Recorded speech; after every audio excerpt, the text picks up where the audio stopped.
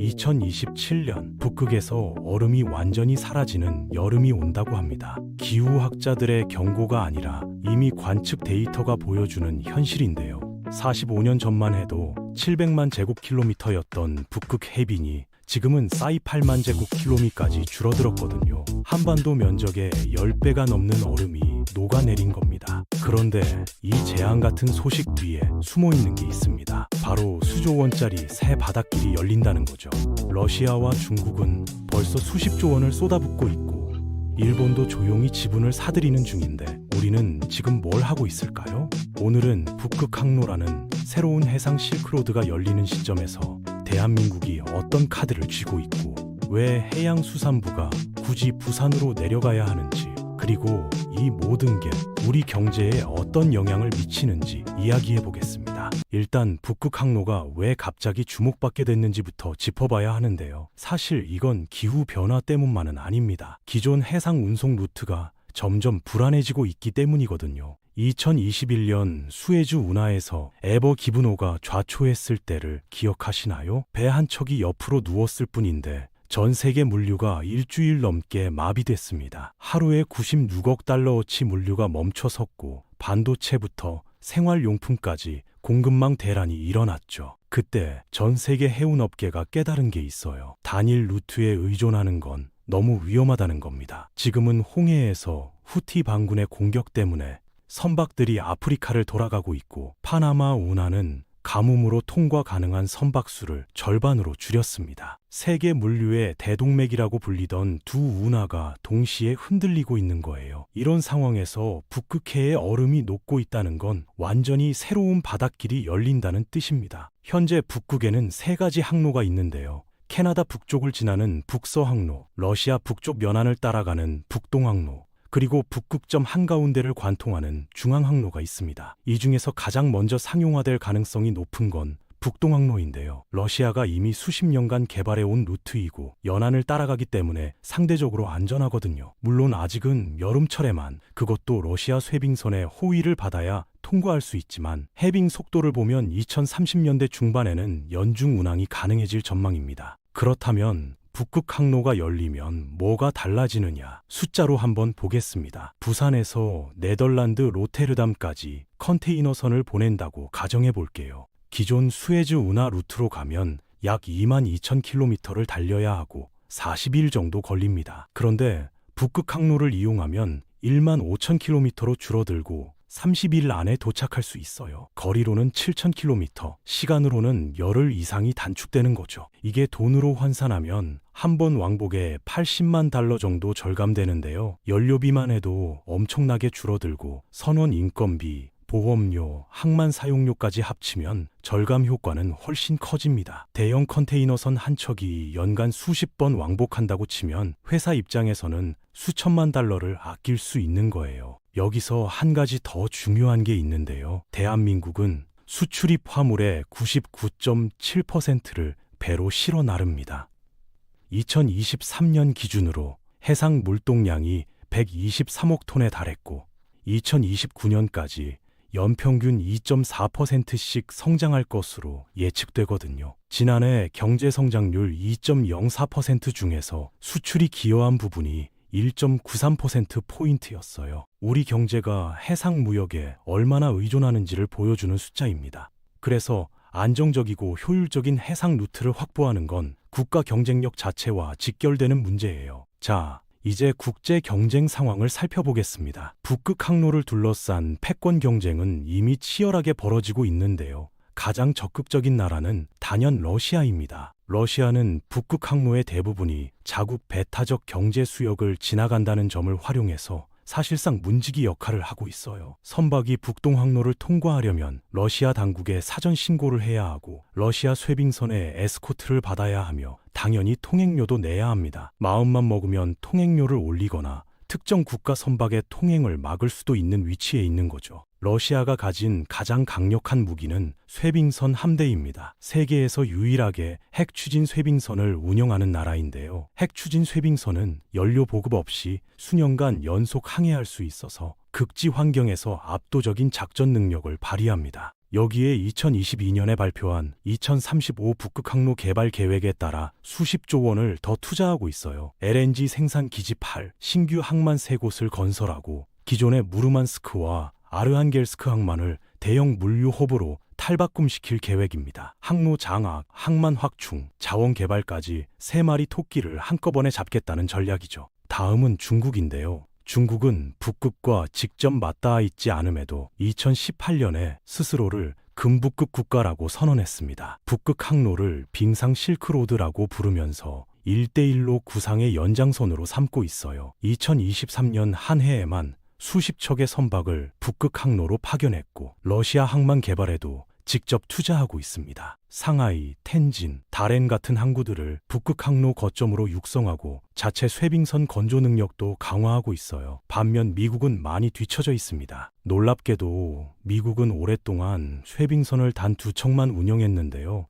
최근에 25년 만에 한 척을 추가해서 이제 겨우 3척입니다. 러시아가 수십 척을 운영하는 것과 비교하면 턱없이 부족한 수준이죠. 새로운 쇄빙선 건조 계획도 예산 초과와 일정 지연으로 첫 번째 선박이 2030년경에나 나올 전망이에요. 일본은 접근 방식이 독특합니다. 항만을 새로 짓기보다는 자원 프로젝트의 지분을 확보하는 데 집중하고 있거든요. 러시아의 아틱 LNG다 이 프로젝트 지분 10%, 사할린-2 프로젝트 지분 12.5%를 확보해서 자원 안보와 경제적 이익을 동시에 챙기고 있습니다. 직접 뛰어들기보다는 지분 투자로 과실을 나눠 갖겠다는 전략인 거죠. 자, 이제 대한민국 이야기입니다. 우리에게는 다른 나라가 쉽게 따라올 수 없는 강력한 무기가 있어요.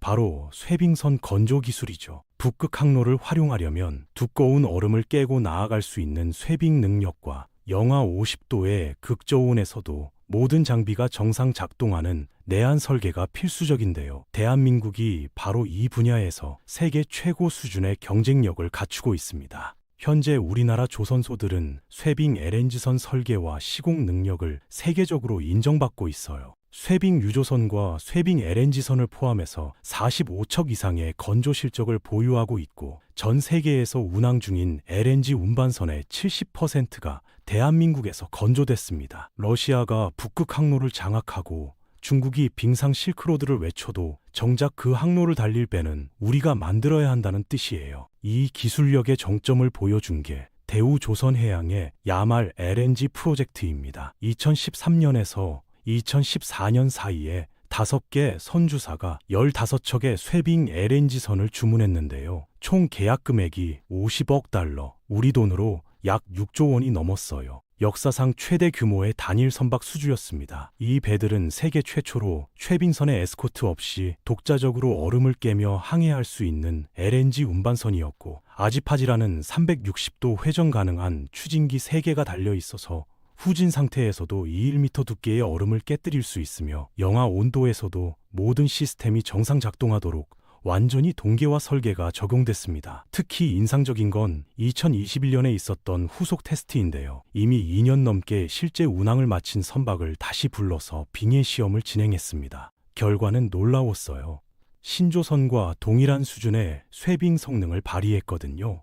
이건 장기적인 내구성과 신뢰성까지 입증한 사례입니다. 이 기술력이 이제 외교 카드로까지 활용되고 있어요. 하나오션이 미국 필라델피아 조선소를 인수한 건데요. 미국은 특수선 건조 경험이 부족하니 한국 조선사가 기술을 이전하고 함께 배를 만드는 구조가 형성된 거예요. 미국 입장에서는 급하게 쇄빙선 능력을 확충해야 하는데 자국 기술로는 한계가 있으니 한국의 도움이 절실한 거고 우리 입장에서는 세계 최대 시장인 미국에 교두보를 마련하는 셈이죠. 이건 단순히 조선업 비즈니스가 아니라 한미 동맹 강화와 직결되는 전략적 협력입니다. 여기서 또 하나의 강력한 자산이 있습니다. 바로 부산이에요. 부산은 환적 화물 처리량 세계 2위, 컨테이너 처리량 세계 7위를 기록하고 있고 전 세계 280개 항만과 연결되어 있습니다. 한국 전체 컨테이너 물동량의 70% 이상이 부산항을 통해 처리되고 있어요. 북극 항로가 본격화되면 부산의 가치는 지금보다 훨씬 더 커집니다. 북극 항로를 타고 내려온 선박이 동아시아로 진입하는 첫 번째 관문이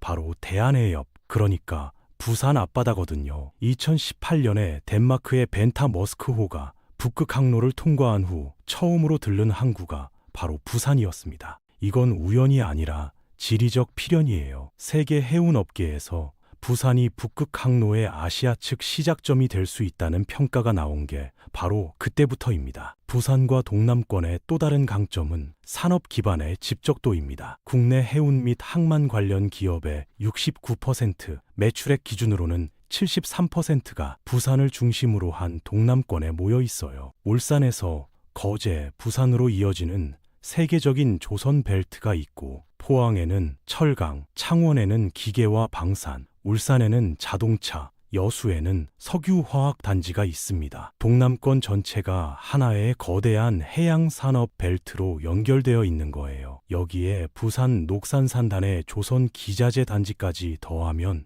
배를 만들고 운영하는 데 필요한 거의 모든 요소가 이 지역에 집약되어 있어요. 한국해양대학교, 부경대학교 같은 해양 전문 인력을 배출하는 대학들까지 있으니 항만 인프라, 산업 기반, 인재풀이 모두 한 지역에 모여 있는 겁니다. 그래서 정부가 해양수산부를 부산으로 이전하기로 결정한 겁니다. 이건 그냥 행정부처 하나 옮기는 게 아니에요. 다가올 북극 항로 시대에 대한민국이 해양 강국으로 도약하기 위한 국가 전략의 전환을 의미합니다. 정부 내부에서는 지금 준비하지 않으면 기회를 영영 놓친다는 위기감이 공유되고 있다고 해요. 정부의 목표는 4+4 전략으로 요약됩니다. 물류, 조선, 연관 산업, 인재라는 네 가지 축이 있고요. 여기에 행정, 사법, 기업, 금융이라는 네 가지 축을 더하는 거예요. 물류는 부산항을 중심으로 한 항만 인프라, 조선은 동남권의 조선소들, 연관 산업은 기자재와 서비스 업체들, 인재는 해양 전문 인력을 뜻합니다. 여기까지는 이미 갖춰져 있는 부분이에요.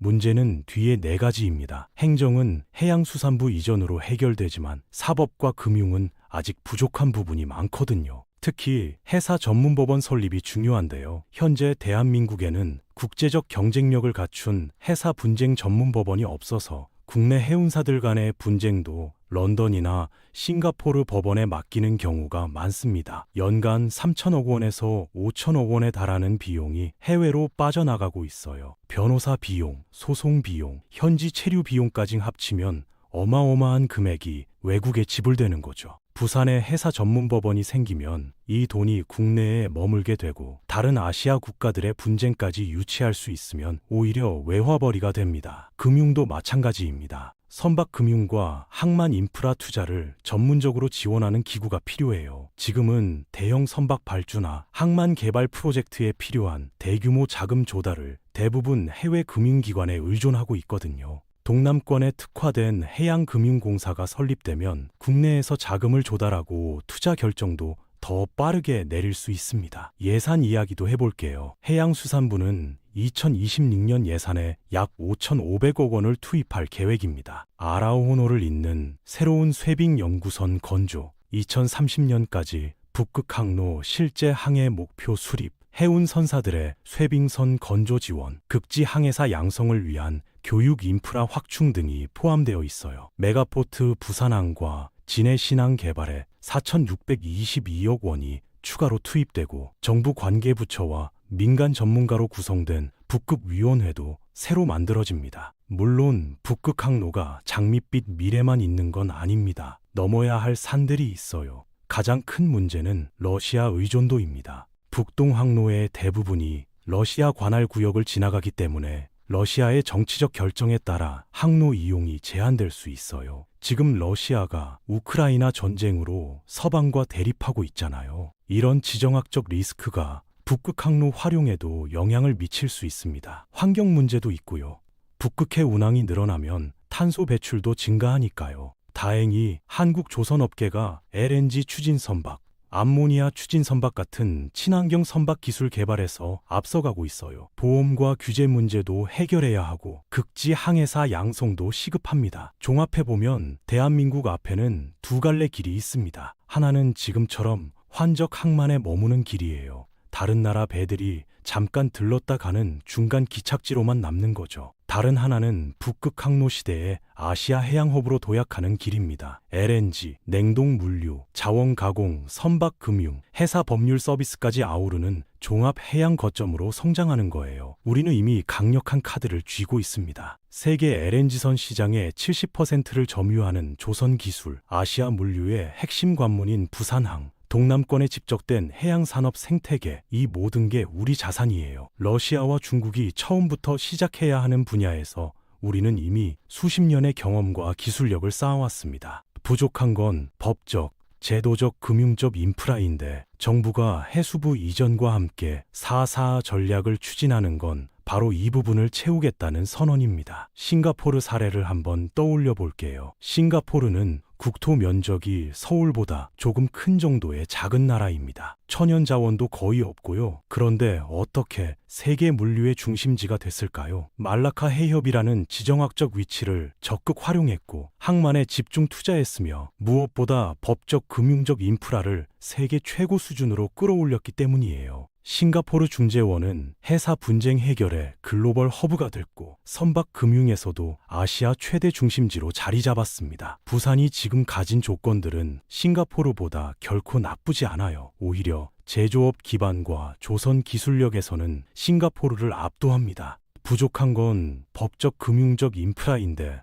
정부가 이 부분을 집중적으로 보완하겠다고 나선 거죠. 시간은 많지 않습니다. 북극해 해빙은 예상보다 빠르게 진행되고 있고 러시아와 중국은 이미 수십조 원을 투자하고 있어요. 일본도 조용히 자원 지분을 확보하면서 북극 항로 시대를 준비하고 있습니다. 우리가 가진 기술력과 인프라가 아무리 좋아도 제때 움직이지 않으면 그 가치는 반감되거든요. 빠른 투자와 과감한 정책 결정이 필요한 시점입니다. 얼음이 녹아 새로운 바닷길이 열리는 날, 그 길의 주인공이 누가 될지는 지금 준비하는 자들에게 달려 있습니다. 대한민국이 충분히 해낼 수 있는 일이에요. 기술도 있고 인프라도 있고 사람도 있습니다. 이제는 이것들을 하나로 묶어서 실행에 옮기는 일만 남았습니다.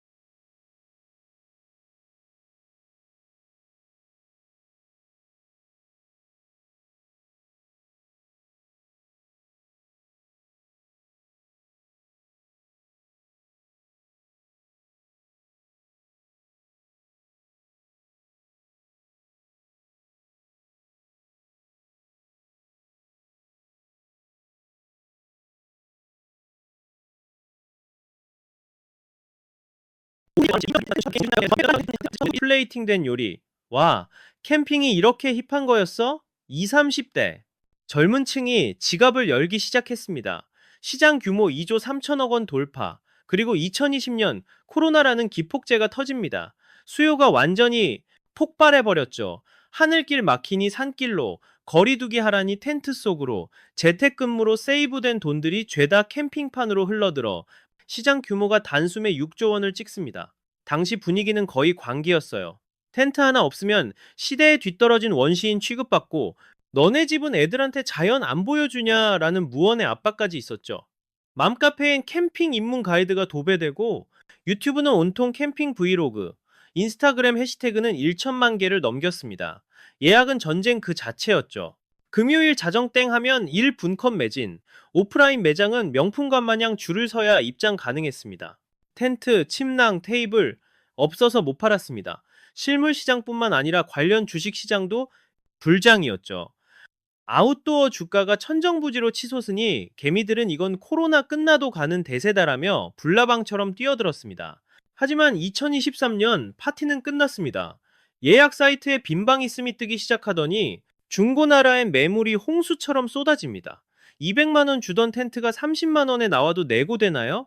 소리도 못 듣습니다. 2024년 기준 등록된 캠핑장 4,082곳 중 실제 영업 중인 곳은 3,700개 수준 300곳이 문을 닫았습니다. 이용객도 523만 명으로 코로나 이전보다 쪼그라들었죠. 2025년 현재 관련 산업 전체를 10조 원 규모라 포장하지만 실상은 폐업과 악성 재고에 신음하는 깡통 시장입니다.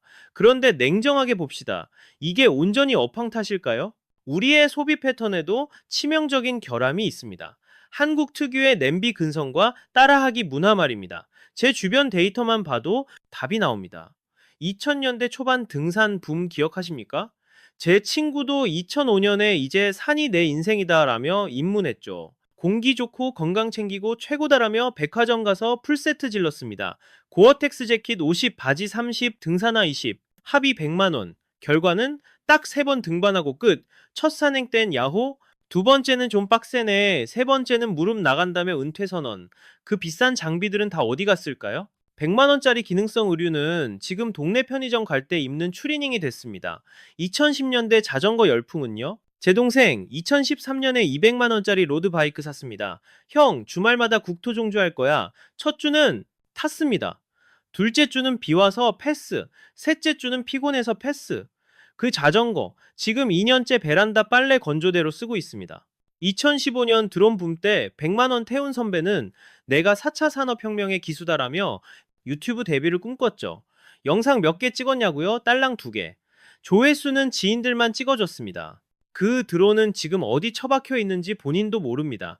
2018년 서핑 양양 가서 레슨 받던 후배, 형님 파도를 가르는 게 인생입니다라며 보드 100만 원, 수트 30만 원, 레슨비 50만 원, 총 4번 타고 접었습니다. 보드는 지금 거실 인테리어 소품으로 전락했죠. 그리고 2020년 캠핑, 이건 라이프 스타일이야라며 평생 할 것처럼 굴더니 5년 만에 중고장터 떨이 신세가 된 겁니다. 2022년 바통을 이어받은 게 골프죠. 골린이들 유입되면서 300만 원 풀세트 지르고 필드 나갔지만 지금 분위기 싸합니다. 커뮤니티엔 가성비 최악이다, 시간 아깝다며 이탈 조짐이 보입니다. 역사는 반복됩니다. 도대체 왜 우리는 이 패턴을 무한 반복할까요? 첫째, 지독한 포모 증후군입니다. 남들 다 캠핑 얘기하는데 나만 빠지면 불안해집니다. 인스타에 텐트 사진 안 올라오면 사회적 낙오자가 된 것 같은 소외감, 즉 포모를 못 견디는 겁니다. 한국 사회가 유독 이 눈치 보기가 심해요. 둘째, 장비병입니다. 입문자면 가볍게 시작해서 간을 봐야 하는데 우리는 처음부터 장비빨 세우려고 풀세트를 지릅니다. 왜 초보가 200만 원짜리 텐트를 삽니까? 일단 10만 원짜리로 겪어보고 취향에 맞으면 그때 업그레이드해도 늦지 않은데 우리는 최고가 풀매수 전략은 자본 잠식의 지름길입니다. 기왕 살 것 최고 사양으로라는 논리죠. 하지만 결과는 1회 사용 후 악성 재고로 전락합니다. 셋째, 미디어 왜곡 현상을 경계하십시오. 유튜브 알고리즘은 연출된 유토피아만 송출합니다. 저 화면을 그대로 복제하면 내 현실도 낙원이 될 거란 착각, 이것이 바로 행복 매수의 함정입니다. 실물 자산인 현실은 어떻습니까? 텐트 설치라는 중노동, 장비 오작동의 공포, 해충과의 전쟁, 그리고 새벽 기상의 육체적 고통뿐입니다. 소셜미디어는 철저히 리스크가 제거된 하이라이트 편집본임을 명심하십시오. 넷째, 급격한 흥미 감가상각이 발생합니다. 도파민은 짧고 관리의 피로는 깁니다. 왜일까요? 트렌드 사이클은 냉혹하게 순환하기 때문입니다. 캠핑 유동성이 골프로 이동하고 골프 버블이 꺼지면 테니스로 자금이 쏠립니다. 확신 없는 추격 매수는 결국 전액 손실, 즉 중도 포기로 귀결됩니다. 여러분, 이건 단순 소비 패턴의 문제가 아닙니다. 여러분의 계좌가 녹아내리는 과정과 정확히 일치합니다. 한국 투자자들의 고질병, 바로 모멘텀 추격입니다. 2020년 유동성 파티를 기억하십니까? 언택트 대세론, 줌 비디오를 사라고 아우성쳤죠. 주가는 500달러를 돌파했습니다. 현재가는 10달러 수준입니다. 배달 플랫폼 광풍은 어땠습니까? 쿠팡 상장 직후 4만원대에 지금은 2만원대에서 횡보 중입니다. 개미들의 진입 타점은 언제였습니까? 정확히 역대 최고점이었습니다. 2022년 캠핑주 열풍도 마찬가지입니다. 아웃도어 섹터의 펀더멘털을 냉정히 보십시오. 노스페이스 같은 시장 지배자만 생존하고 나머지는 구조조정 중입니다. 왜 개인 투자자는 항상 상투를 잡을까요? 첫째, 사회적 증거 편향 때문입니다. 주변에서 수익 인증이 들려옵니다. 나 테슬라로 2천만 원 먹었어. 탐욕이 이성을 마비시킵니다. 하지만 그 지인의 평단가는 얼마였을까요? 200달러 초반이었습니다. 둘째, 정보의 시차입니다. 뉴스에서 테슬라 연일, 신고가 갱신, 2차 전지 폭등, 캠핑 산업 슈퍼사이클을 보도합니다. 뉴스가 떴다면 이미 파티는 끝난 겁니다. 기관과 외국인은 물량을 떠넘기고 탈출 중입니다. 개미들만 설거지하러 들어가는 꼴이죠. 셋째, 이번엔 다르다는 망상입니다. 이번 상승장은 구조적 변화다. 언택트는 유노멀이다. 전기차는 거스를 수 없다. 캠핑은 문화다. 그러나 결과는 처참했습니다. 단순한 단기 과열이었습니다. 스마트머니의 움직임을 복기해 봅시다. 그들은 공포가 지배하던 2019년, 2020년 초에 매집했습니다. 그리고 대중이 환호하던 2021년, 2022년에 전량 매도했습니다. 반면 개미들은 대박이다 외칠 때 진입했습니다. 그 결과가 현재 계좌 수익률 마이너스 60%입니다. 유행 매매는 필패입니다. 그렇다면 현재 경고등이 켜진 섹터는 어디일까요? 저는 두 가지 징후를 포착했습니다. 첫 번째, 골프 버블입니다. 주말 그린피가 20만원, 30만원을 호가합니다. 장비값은 평균 300만원에 달합니다. 그러나 이미 커뮤니티 센티먼트가 꺾였습니다. 가성비 최악, 시간 낭비, 하루 종일 필드에서 뭐 하는 짓인가? 라는 자조가 나옵니다. 중고 시장에 매물이 쏟아집니다. 캠핑 시장 붕괴 직전과 소름 돋게 유사한 프랙탈입니다. 두 번째, 차박입니다. 2024년 기준 5.5조 원 규모라지만 정책 리스크가 큽니다. 규제 철퇴가 시작됐습니다. 2024년 9월부터 공영 주차장 차박 시 과태료가 부과됩니다. 1차 30만원, 2차 40만원, 3차 50만원입니다. 규제는 수요를 급랭시킵니다. 캠핑장과 동일한 하락 사이클에 진입했습니다. 자, 투자 전략을 재수립해야 합니다. 다음 8가지 원칙을 뇌리에 박으십시오. 첫째, 특수, 붐, 열풍이라는 단어는 매도 신호로 읽으십시오. 코로나 특수, 등산 열풍? 전부 단기 노이즈입니다. 둘째, 대세를 역행하십시오. 모두가 뛰어들면 이미 끝물입니다. 셋째, 감정과 투자를 분리하십시오. 캠핑을 즐기는 것과 캠핑주를 사는 건 별개입니다. 넷째, 리스크를 통제하십시오. 초장부터 200만원 태우지 말고 10만원으로 시장 반응을 보십시오. 다섯째, 포트폴리오를 분산하십시오. 한 섹터에 올인하는 건 도박입니다. 여섯째, 펀더멘털을 보십시오. 시장 데이터가 꺾이면 즉시 청산해야 합니다. 일곱째, 인간 지표를 활용하십시오. 친구가 시작한다면 그곳이 고점입니다. 여덟째, 레버리지를 쓰지 마십시오. 빚내서 소비하고 투자하는 건 파멸의 지름길입니다. 오늘 10조 원 규모 캠핑 산업의 흥망성쇠를 분석했습니다. 두 가지 핵심 교훈이 있습니다. 첫째, 사업자가 단기 트렌드만 쫓으면 폐업합니다. 캠핑장 폐업률이 증거입니다. 둘째, 소비자가 유행을 포도고 상겁게 쓴 대업합니다. 추종하면 빈털터리가 됩니다. 개미들의 계좌가 증거입니다. 2025년 12월 현재 등록된 캠핑장은 4,000개가 넘지만 실가동은 3,700개 수준으로 급감했습니다. 신규 유입은 멈췄고 장기 침체가 확정적입니다. 골프와 차박, 각별히 주의하십시오. 동일한 붕괴 패턴이 감지됩니다. 여러분의 포지션은 어떻습니까? 캠핑 버블을 경험하신 분, 3시 입실, 11시 퇴실 갑질에 당해보신 분, 관련주로 손실을 보신 분, 혹은 현재 골프에 물려 계신 분, 댓글로 데이터를 공유해 주십시오. 이 분석이 리스크 관리에 도움이 되었다면 구독과 좋아요 부탁드립니다. 이상입니다. 서울 부동산 판의 공기가 살벌하게 바뀌고 있습니다. 강남 바닥에서 20년 넘게 산전수전 다 겪은 소위 큰손들이 약속이나 한 듯 물량을 던지기 시작했습니다. 이건 단순히 보유세 몇 푼 아끼겠다는 잔머리가 아닙니다. 우리가 철석같이 믿어왔던 부동산 불패라는 거대한 성벽에 금이 가기 시작했다는 가장 확실하고도 위험한 시그널입니다. 등기정보광장이 뱉어낸 데이터는 충격을 넘어 공포 그 자체입니다. 작년 한 해 동안 서울에서 20년 이상 묵혀뒀던 알짜배기 부동산을 팔아치운 집주인이 무려 10,000명을 넘어섰습니다. 통계 작성 이래 역대 최다 기록입니다. IMF나 금융위기 때도 끝까지 등기권리증을 사수했던 그들이 왜 하필 지금 이 시점에 자신들의 가장 강력한 무기를 헐값에라도 처분하려 하는지 그 서늘한 속내를 읽어야 합니다. 이들이 진짜로 무서워하는 건 고작 늘어난 세금이 아닙니다. 바로 올해부터 본격 가동되는 부동산 감독기구와 국세청의 현미경 검증, 즉 자금 출처 전수조사라는 저승사자가 계좌를 정조준하고 있기 때문입니다. 이제 집 한 채를 사고 파는 건 단순한 투자가 아닙니다. 내 돈의 꼬리표를 단일 원짜리 하나까지 완벽하게 소명하지 못하면 평생 일궈온 부가 순식간에 공중분해되는 자산 도살의 시대로 접어들었습니다. 국가가 개인의 자금 흐름을 CCTV 보듯 들여다보는 섬뜩한 현실 앞에서 과거의 묻지마 투자 방식은 스스로 무덤을 파는 행위나 다름없습니다.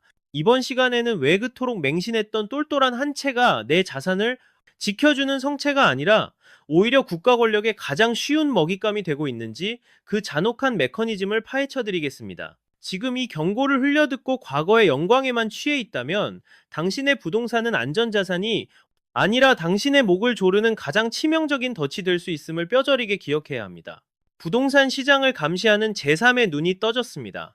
이름만으로도 오싹한 부동산 감독 기구가 이제 본격적인 사냥을 개시합니다. 말로만 투기 근절을 외치는 게 아닙니다. 금융감독원 저리 가라 할 정도의 무소불위 조사권을 휘두르며 당신의 통장 내역을 소수점 단위까지 탈탈 털겠다는 선전포고입니다. 이 조직이 진짜 공포스러운 이유는 내부의 특별사법경찰관이라는 수사 인력을 직접 거느리고 있기 때문입니다. 예전처럼 국토부가 이거 좀 수상합니다 하고 경찰에 토스하는 수준이 아닙니다. 이제는 책상에 앉아서 당신의 계좌를 실시간으로 추적하고 자금이 어디서 흘러와 어디로 갔는지 엑스레이 찍듯 들여다봅니다. 부동산 거래라는 명분 하나면 국가가 개인의 가장 내밀한 금융치부를 언제든 까볼 수 있는 법적 칼자루가 완벽하게 쥐어진 셈입니다. 국세청과의 공조 시스템은 소름 돋을 정도로 정교해졌습니다. 매수할 때 대충 적어냈던 자금 조달 계획서라는 종이 한 장이 이제는 당신의 재산 전체를 겨누는 트리거가 되었습니다. 국토부와 국세청이 서버를 연결해 데이터를 공유하고 당신이 제출한 증빙 자료들은 고도화된 인공지능 알고리즘에 의해 초단위로 팩트 체크를 당합니다. 특히 부모님께 빌렸다며 적어낸 차용증이나 출처가 모호한 현금 뭉치들은 국세청의 정밀 타격 1순위입니다. 인공지능에게 자비란 없습니다. 데이터상 앞뒤가 1mm라도 안 맞으면 즉시 경고등을 울리고 조사관을 투입합니다. 운 좋으면 안 걸리겠지 하는 안일한 생각은 지금 당장 쓰레기통에 버리셔야 합니다. 고가 아파트 하나 샀다가 지난 10년간의 모든 돈거래가 수술돼 위에 오르고 증여세 탈루나 자금 세탁 범죄자로 낙인 찍히는 건 이제 시간 문제입니다. 감시기구의 등장은 대한민국 부동산판의 룰을 송두리째 갈아엎었습니다.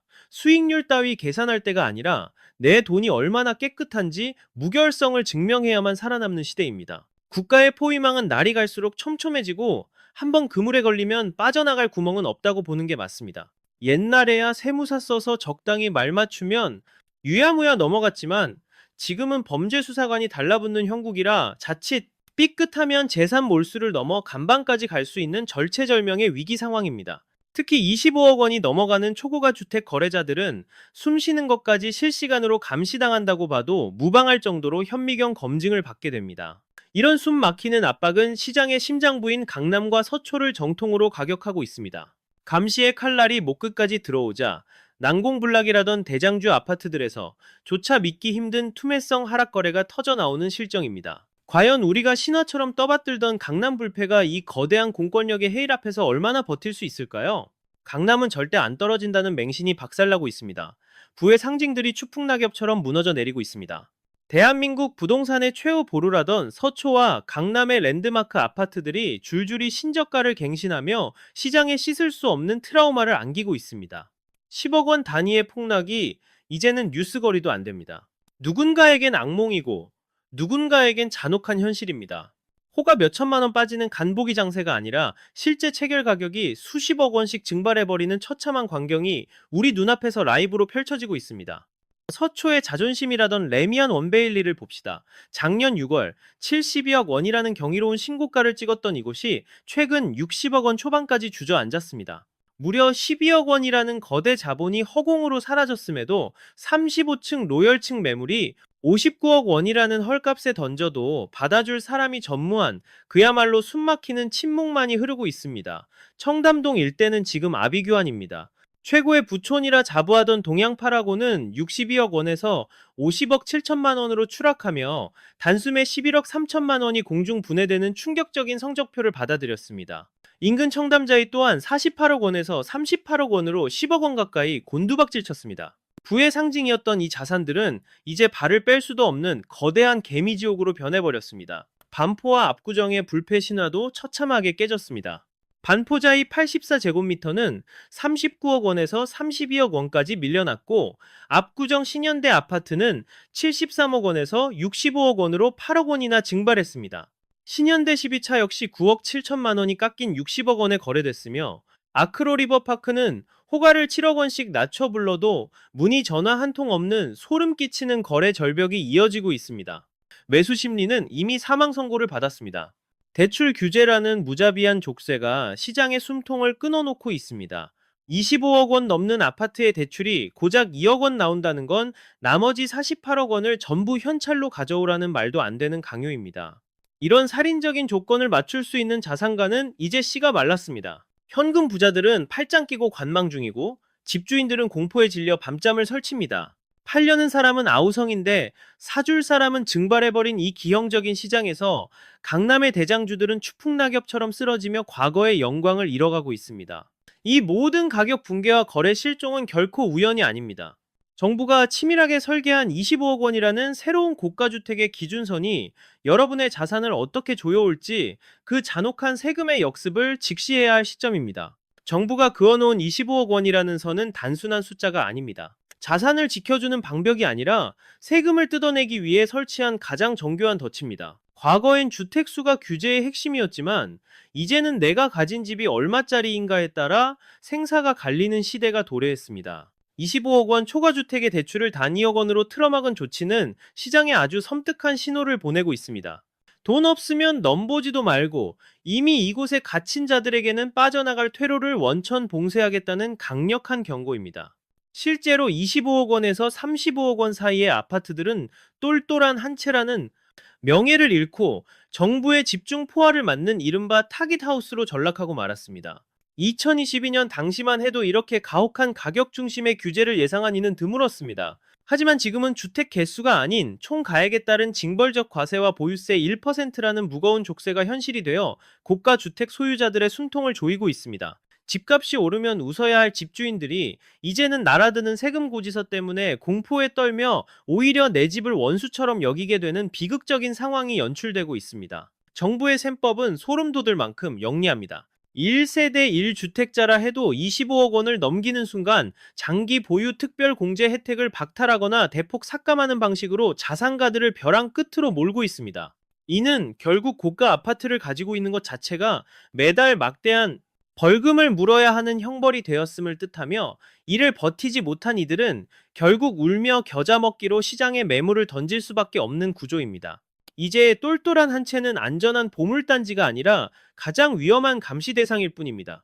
국가가 설정한 25억 원이라는 가이드라인은 여러분의 재산을 보호하는 안전선이 아니라 언제든 세금이라는 명목으로 부를 환수하기 위해 그어놓은 절단선임을 명심해야 합니다. 하지만 이 25억 원의 굴레보다 더 공포스러운 건 바로 시간입니다. 5월 9일이라는 운명의 날이 닥쳐오면서 양도세 중과라는 거대한 쓰나미가 우리 자산을 집어삼키려 하고 있습니다. 그 파괴력이 얼마나 끔찍할지 지금 바로 파헤쳐 보겠습니다. 양도소득세라는 거대한 덫이 발목을 깊숙이 파고들고 있습니다. 흐르는 시간은 더 이상 내 편이 아니며 오히려 내 자산을 갉아먹는 맹독이 되고 있습니다. 5월 9일로 예정된 다주택자 양도세 중과 유예가 끝나는 그 시점은 단순한 날짜 변경을 넘어 여러분이 평생 일궈온 자산의 생사를 가르는 최후의 심판대가 될 것입니다. 세금의 무게는 개인이 버틸 수 있는 한계치를 아득히 넘어섰습니다. 수익의 80%에 육박하는 돈을 세금으로 떼이고 나면 손에 쥐는 건 허무한 뿐입니다. 이 주택자는 기본 세율의 20%를 더한 65%를 토해내야 하며 3주택자 이상은 30%가 가산되어 75%라는 살인적인 숫자를 마주하게 됩니다. 여기에 지방소득세 7.5%까지 얹어지면 총 82.5%, 사실상 전 재산 몰수에 가까운 약탈적 과세가 여러분의 수익을 송두리째 앗아갑니다. 과거엔 존버 오래 버티가 최고의 투자 전략이었습니다.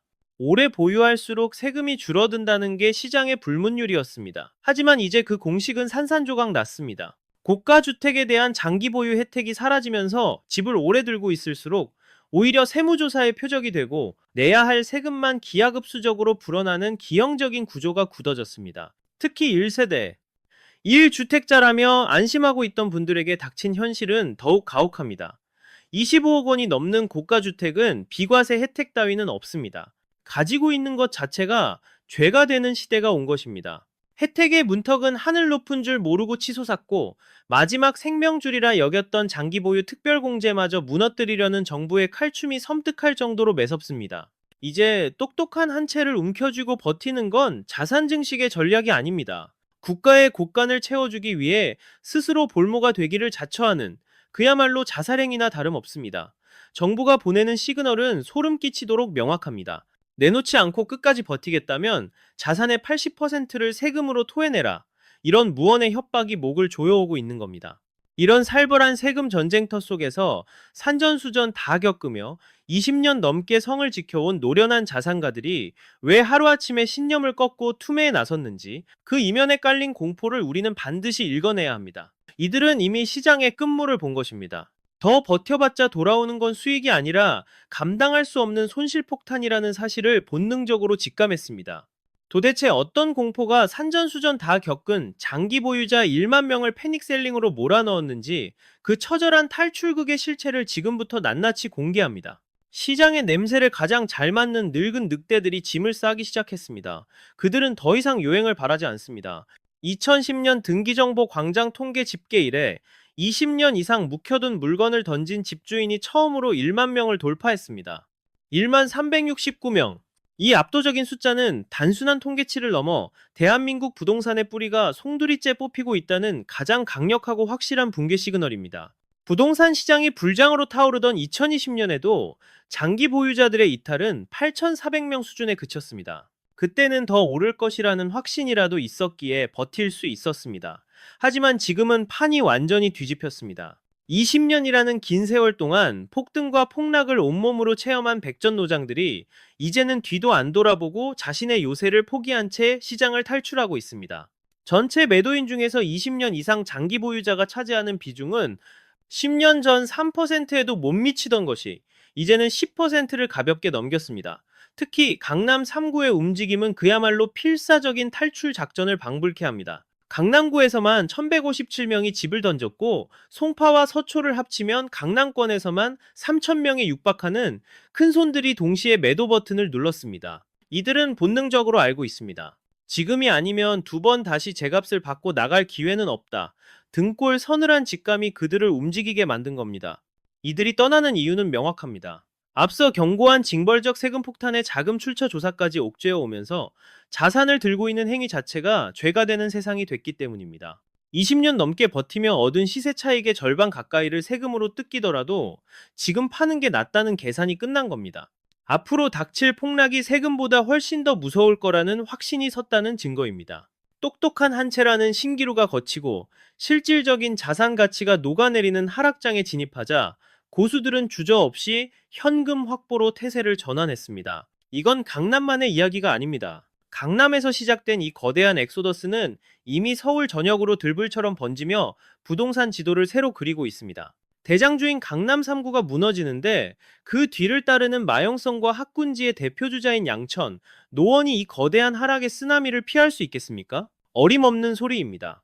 큰손들이 던진 매물이 시장에 쌓이면서 이제 주도권은 완전히 매수자에게 넘어갔습니다. 하지만 이 하락의 물결은 서울 모든 지역에 공평하게 찾아오지 않습니다. 지역마다 잔인할 정도로 다른 양상을 보이며 나타나는 이 기이한 공급 과잉과 거래 절벽의 실태를 양천과 노원의 사례로 해부해 보겠습니다. 강남이 탈출하려는 사람들로 아비규환이라면 양천과 노원은 침묵의 공포에 갇혀 있습니다. 팔고 싶어도 받아줄 사람이 없으니 시장의 숨통이 끊어져 버린 겁니다. 동대문 매물이 마이너스 49.3%를 기록하고 동작과 마포 역시 40% 넘게 증발했다는 통계는 공급 부족에 의한 상승 신호가 아닙니다. 거래 자체가 성립되지 않는 시장이 괴사 상태에 빠졌다는 끔찍한 증거입니다.